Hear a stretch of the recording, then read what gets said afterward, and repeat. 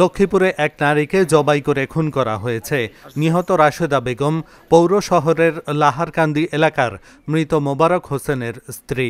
শুক্রবার ভোরে ভাতিজা ইমন হোসেনের হাতে নৃশংসভাবে খুন হন তিনি।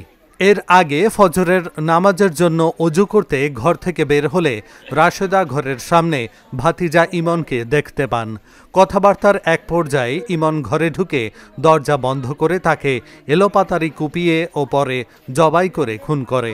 তার চিৎকার শুনে লোকজন ছুটে এলে ঘাতক ইমন ঘরে লুকিয়ে যায়।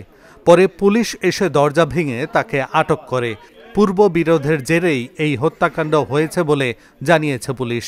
নিহতের লাশ ময়নাতদন্তের জন্য সদর হাসপাতালের মর্গে পাঠানো হয়েছে।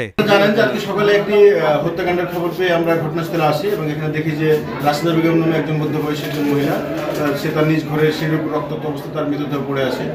ঘরটি ভিতর থেকে লাগানো ছিল।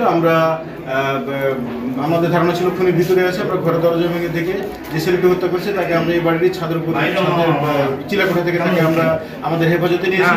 তাকে জিজ্ঞাসাবাদ করলে সে জানায় যে ওই ভিকটিম হচ্ছে তার সম্পর্কে চাচি লাগে, তাদের ভিতরে পারিবারিক বিষয়ে ঝামেলা ছিল।